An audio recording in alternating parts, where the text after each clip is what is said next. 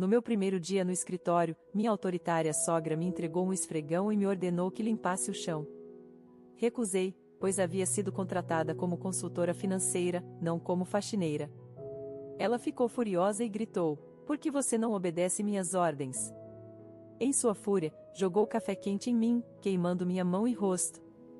Eu chorava de dor e, para meu espanto, meu marido ficou do lado dela e me expulsou da casa. Uma hora depois, voltei com meu irmão e dei a eles uma surpresa que jamais poderiam imaginar. Ainda me lembro do dia em que conheci Lucas. Foi durante nosso segundo ano na faculdade, éramos ambos estudantes de finanças. Lucas era charmoso, tinha um sorriso fácil e uma ambição que combinava com a minha. Começamos como parceiros de estudo, depois amigos, e logo nos tornamos inseparáveis. Quando nos formamos, estávamos profundamente apaixonados e o casamento parecia o próximo passo natural. Depois da formatura, eu sonhava em fazer minha marca no mundo das finanças, mas a família de Lucas estava enraizada na tradição. Sua mãe, Carolina, era uma mulher imponente que parecia ter controle sobre cada aspecto da vida de Lucas. Ela dirigia seus negócios em São Paulo e deixou claro desde o início que valorizava controle e lealdade acima de tudo. Quando Lucas me pediu em casamento, fiquei radiante. Nos mudamos para São Paulo logo depois, e eu estava esperançosa por um novo começo, uma vida de amor e respeito mútuo. No início, tudo parecia maravilhoso.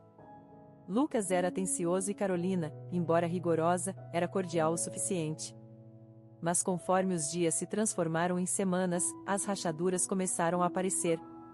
Carolina tinha um jeito de me fazer sentir pequena sem dizer muito. Ela comentava sobre tudo, desde a forma como eu me vestia até como eu cozinhava, sempre com uma crítica velada.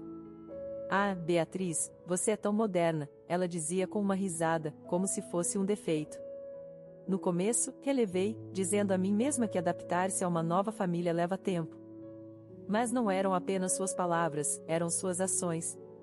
Ela reorganizava a cozinha depois que eu tinha arrumado, ou refazia tarefas que eu tinha completado, como se dissesse que eu não era boa o suficiente. Lucas, infelizmente, fazia pouco para intervir. "Ela é assim mesmo", ele dizia, dando de ombros e tratando o comportamento dela como algo imutável. Ainda assim, eu me agarrava à esperança. Pensava que se pudesse provar meu valor, as coisas melhorariam.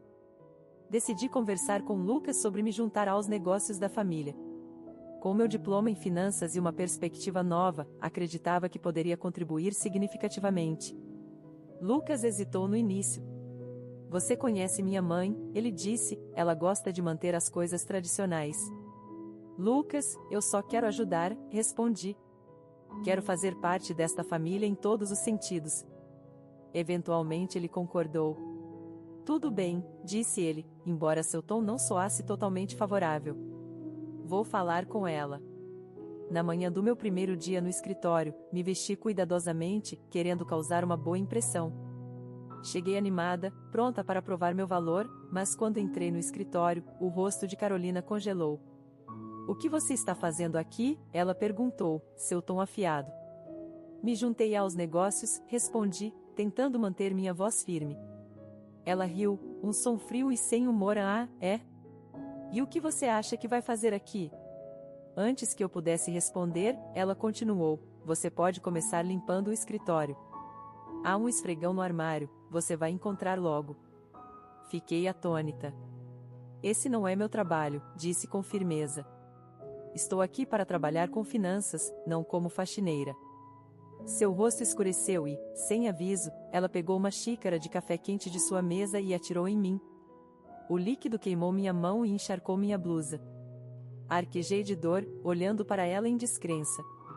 "Agora limpe isso", ela disse com desdém. Lucas, que estava por perto, não disse nada. Ele apenas desviou o olhar, como se aquilo não fosse problema seu. Aquele momento quebrou algo dentro de mim. A humilhação, a dor e o silêncio de Lucas eram demais para suportar. Saí do escritório com lágrimas escorrendo pelo rosto, meu coração pesado de traição. Naquela noite, arrumei minhas coisas e liguei para meu irmão Eduardo, que morava no Rio de Janeiro. Ele sempre foi minha âncora, a única pessoa que sempre acreditou em mim. "Eduardo", disse com a voz tremendo, "preciso da sua ajuda. Não posso mais ficar aqui." Beatriz, o que aconteceu? Ele perguntou, seu tom cheio de preocupação. Contei tudo a ele, os insultos, o café, a indiferença de Lucas. Ao final, eu podia ouvir a raiva em sua voz. Venha para o Rio, ele disse. Você não precisa lidar com isso sozinha. E assim, eu soube o que tinha que fazer. A vida que eu havia sonhado com Lucas tinha acabado, substituída por uma realidade que eu não podia mais ignorar. Meu amor por ele havia sido obscurecido por seu silêncio e pela crueldade de Carolina. Era hora de partir e recomeçar. Enquanto embarcava no trem para o Rio de Janeiro, senti uma mistura de emoções, tristeza pelo que havia perdido, raiva pelo modo como fui tratada e uma quieta determinação de reconstruir minha vida. O que eu não sabia era que essa jornada me levaria a descobrir segredos que mudariam tudo. Deixar São Paulo foi como tirar um peso enorme das costas. Quando cheguei ao Rio de Janeiro, Eduardo estava me esperando na estação. Seu abraço caloroso e sorriso reconfortante eram exatamente o que eu precisava. Beatriz, ele disse suavemente enquanto nos sentávamos em seu apartamento naquela noite, estou feliz que você esteja aqui, mas precisamos conversar sobre o que aconteceu. Relatei tudo, os insultos de Carolina, o incidente do café e a completa falta de apoio de Lucas. Enquanto eu falava, a expressão de Eduardo mudava de preocupação para raiva. Ela não tinha o direito de te tratar assim, ele disse com firmeza. E Lucas, ele deveria ter ficado ao seu lado. Eu sei, respondi, minha voz mal passando de um sussurro. Mas não é só sobre a humilhação. Tem algo mais, Eduardo. Eu posso sentir. O jeito como Carolina administra os negócios, como Lucas evita falar sobre isso, tem algo errado. Eduardo se inclinou para frente, seus instintos de advogado se manifestando. O que você está dizendo? Não sei ainda, admiti. Mas quero descobrir. Quero saber a verdade sobre eles, sobre o negócio. Se eles estão escondendo algo, preciso expor isso. Eduardo assentiu. Então vamos investigar. Mas precisamos ser espertos nisso. Se eles estiverem envolvidos em algo ilegal, pode ser perigoso. Nos dias seguintes, Eduardo e eu desenvolvemos um plano.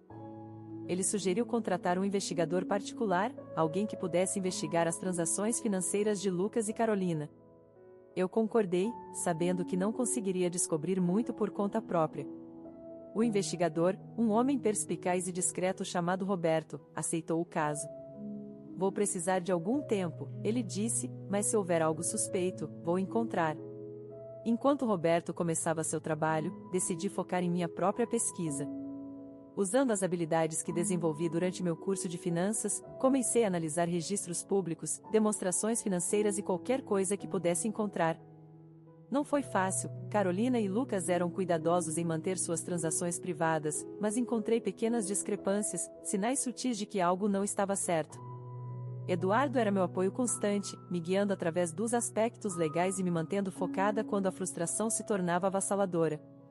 Beatriz, ele disse uma noite, você está fazendo a coisa certa. Não deixe que eles te intimidem. Semanas se passaram e então Roberto ligou. Beatriz, ele disse, sua voz séria, precisamos nos encontrar. Encontrei algo que você vai querer ver. Quando Eduardo e eu encontramos Roberto em seu escritório, ele apresentou as evidências que havia reunido. Extratos bancários, contas offshore, notas fiscais falsificadas, estava tudo lá. Os números não mentiam, Carolina e Lucas estavam envolvidos em uma fraude financeira massiva. Eles vinham desviando fundos, lavando dinheiro através de empresas fantasma e sonegando impostos por anos. Enquanto eu olhava para as evidências, uma mistura de emoções me invadiu, raiva pela decepção, tristeza pelo que poderia ter sido e determinação de fazer justiça. Tem mais, Roberto disse, interrompendo meus pensamentos. Parece que Carolina tinha planos de colocar as irregularidades financeiras em você, Beatriz. Ela já começou a criar um rastro de papel para fazer parecer que você estava envolvida. Meu coração afundou. A humilhação, o café, os insultos, não eram apenas atos de crueldade, eram parte de um plano calculado para me incriminar. Eduardo colocou uma mão em meu ombro. Não vamos deixar isso acontecer, ele disse com firmeza. Vamos lutar contra isso. Os dias seguintes foram um borrão de atividade. Eduardo e eu trabalhamos de perto com Roberto, compilando as evidências em um caso abrangente. Usei minha experiência em finanças para rastrear o fluxo de dinheiro, criando relatórios detalhados que seriam impossíveis de refutar. Enquanto nos preparávamos para levar o caso às autoridades, não pude deixar de pensar em Lucas. Quanto ele sabia? Estava tão profundamente envolvido quanto Carolina, ou tinha sido manipulado também? O pensamento dele ficar em silêncio enquanto sua mãe conspirava contra mim me encheu de um sentimento de traição que não conseguia superar. Uma noite, enquanto Eduardo e eu revisávamos as últimas peças de evidência, ele olhou para mim e disse: Beatriz, você está pronta para isso? Uma vez que levarmos isso às autoridades, não há volta. Respirei fundo, o peso de tudo se assentando em meus ombros. Estou pronta, disse. Eles já tiraram muito de mim. É hora de revidar. Na manhã seguinte, submetemos as evidências às autoridades federais. Foi uma experiência angustiante, mas senti um alívio sabendo que a verdade finalmente viria à tona. Ao sairmos do escritório federal, Eduardo se virou para mim. Isso não acabou ainda, ele disse, mas você já venceu, Beatriz. Você se levantou por si mesma. Isso exige coragem. Suas palavras ficaram comigo enquanto nos afastávamos. Pela primeira vez em semanas, senti um vislumbre de esperança. A batalha não havia terminado, mas eu não era mais a vítima indefesa. Eu estava no controle da minha história agora, e não ia deixar Carolina e Lucas tirarem isso de mim. O que eu não sabia era que a luta estava prestes a ficar ainda mais intensa, e os segredos que descobrimos iriam me abalar até o âmago. Quando decidi levar as evidências às autoridades, pensei que a parte mais difícil tinha ficado para trás. Mas estava errada. O que veio depois foi um turbilhão de revelações, confrontos e emoções para os quais eu não estava preparada. Alguns dias depois de submeter as evidências, Eduardo e eu fomos contatados pelos investigadores federais. Eles precisavam que esclarecêssemos alguns detalhes e fornecêssemos contexto para os documentos que havíamos compartilhado. Sentei-me diante dos agentes em uma sala estéril e mal iluminada, respondendo suas perguntas com toda a clareza e compostura que conseguia reunir. Este é um caso forte, disse um dos agentes, deslizando as evidências pela mesa. Mas precisaremos do seu testemunho para solidificá-lo. Você está disposta a fazer isso? Sim, disse sem hesitação. Farei o que for preciso para garantir que eles enfrentem a justiça. Enquanto a investigação progredia, as autoridades começaram a monitorar as atividades empresariais de Carolina e Lucas. Eduardo e eu fomos avisados para manter tudo confidencial. Não deixe que eles suspeitem de nada, disse um dos agentes. Precisamos do elemento surpresa. Não foi fácil agir como se nada tivesse mudado. Carolina e Lucas tentaram entrar em contato comigo, provavelmente para avaliar se eu ainda era uma ameaça. Lucas deixou várias mensagens de voz, seu tom alternando entre culpa e raiva. Beatriz, você não pode simplesmente ir embora assim, dizia uma mensagem. Volte para casa e vamos conversar. Mas eu sabia que era melhor não fazer isso. Suas palavras eram vazias, ele havia ficado parado enquanto sua mãe me humilhava e planejava me destruir. Não havia mais nada a dizer.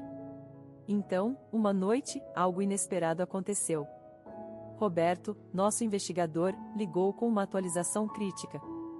Beatriz, ele disse, sua voz urgente, descobri algo maior. Você precisa ouvir isso pessoalmente. Eduardo e eu encontramos Roberto na manhã seguinte em seu escritório.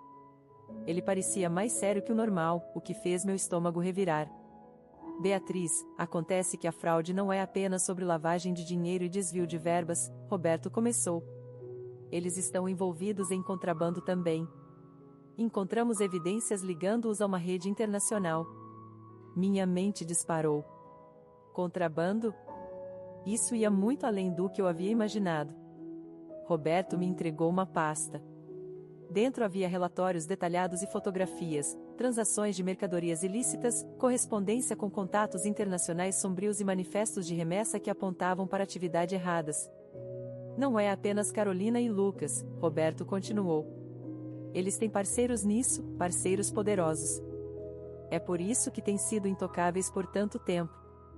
Senti um arrepio descer pela minha espinha.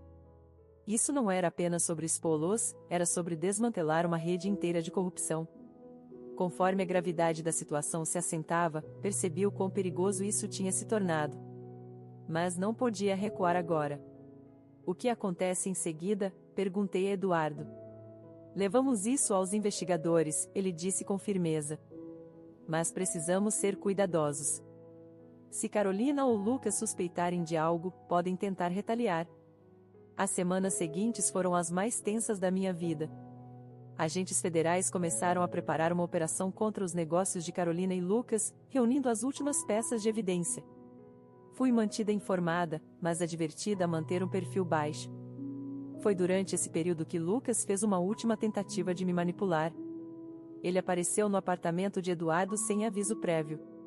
Abri a porta e congelei ao vê-lo parado ali, seu rosto uma mistura de desespero e raiva.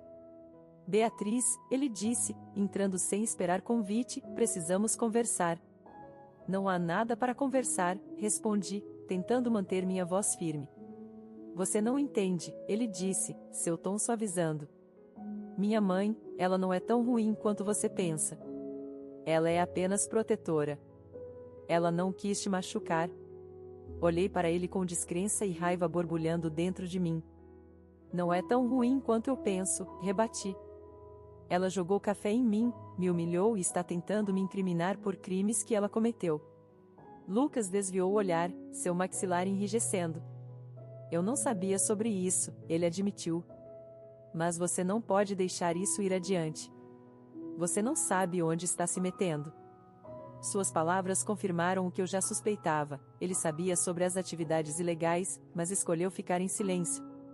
Chega das suas mentiras, Lucas, disse com voz firme. Você e sua mãe terão que enfrentar as consequências.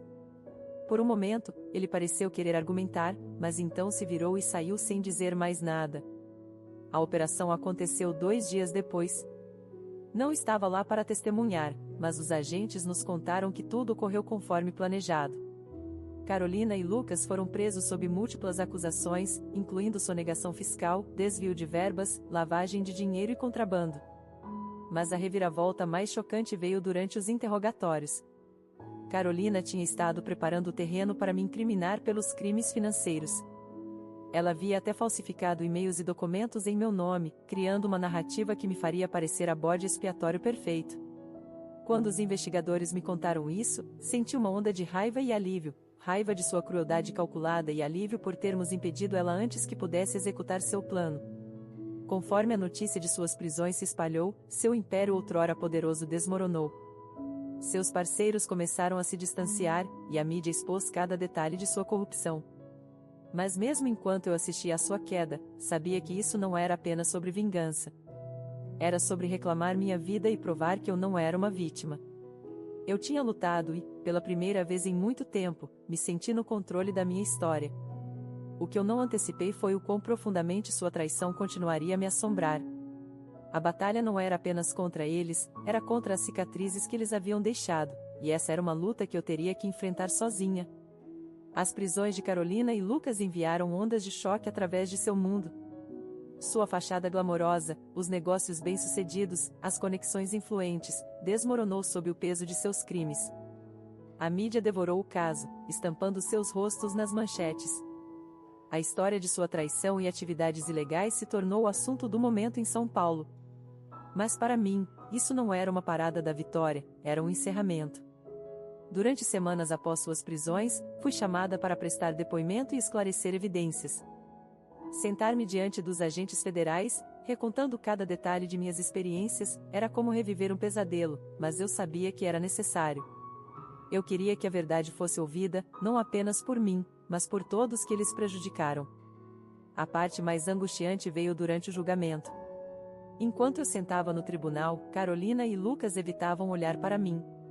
Seus advogados tentaram pintá-los como empresários mal compreendidos e trabalhadores, mas as evidências eram inegáveis: registros bancários, documentos falsificados, contas offshore, tudo provava a extensão de seus crimes. O momento que mais me atingiu foi quando Lucas subiu ao banco das testemunhas. Ele parecia uma sombra do homem que eu havia amado, sua arrogância substituída por desespero. Sob interrogatório, ele admitiu saber das atividades ilegais, mas alegou ter sido coagido por sua mãe. Ela controla tudo, ele disse, sua voz quebrando. Eu não sabia como pará-la. Senti uma pontada de pena, mas foi passageira. Ele tinha escolhas, poderia ter ficado ao meu lado. Em vez disso, escolheu o silêncio e a cumplicidade. O veredicto foi rápido e condenatório. Carolina e Lucas foram considerados culpados de múltiplas acusações, incluindo fraude, sonegação fiscal e contrabando. Carolina recebeu uma sentença de 25 anos de prisão, enquanto Lucas foi sentenciado a 15 anos. Vê-los sendo levados algemados foi um momento agridoce. Após o julgamento, senti um estranho vazio. Eu tinha lutado tanto por justiça e agora que estava acabado, não sabia o que viria depois. Durante semanas, fiquei com Eduardo, tentando processar tudo. Uma noite, enquanto estávamos sentados em sua sala de estar, ele disse: Beatriz, você fez algo incrível. Você se defendeu e derrubou pessoas que se achavam intocáveis. Mas agora é hora de pensar em você. O que você quer para seu futuro? Suas palavras ficaram comigo. Percebi que tinha passado tanto tempo lutando contra o passado que não havia pensado no que viria depois. Lentamente, comecei a reconstruir. Com o incentivo de Eduardo, decidi usar minha experiência para ajudar outros. Abri minha própria consultoria financeira no Rio de Janeiro, querendo ajudar pequenas empresas a evitar as armadilhas da corrupção e má gestão que haviam destruído a família de Lucas. O trabalho era gratificante, mas as cicatrizes da traição permaneciam. A confiança não vinha facilmente, eu mantinha as pessoas à distância, com medo de me machucar novamente. Mas com o tempo, encontrei cura em meu trabalho e no apoio daqueles que realmente se importavam comigo. Um dia, enquanto caminhava pela praia de Copacabana, parei para refletir sobre tudo o que havia acontecido, a dor, a traição, a luta por justiça, tudo isso tinha me moldado na pessoa que eu era agora, mais forte, mais sábia e mais determinada do que nunca. Olhando para trás, percebi que a traição de Carolina e Lucas tinha me ensinado algo importante, tinha me mostrado o valor de defender a mim mesma, de não deixar ninguém silenciar minha voz. A vida não tinha saído como eu imaginava quando me casei com Lucas, mas encontrei algo melhor, um senso de valor próprio que ninguém poderia tirar de mim. Enquanto estava ali, observando o pôr do sol sobre o mar, senti uma paz silenciosa me envolver. A luta tinha acabado e eu havia vencido, não apenas no tribunal, mas em reclamar minha vida. Esta era minha história, e estava apenas começando. Fim da história.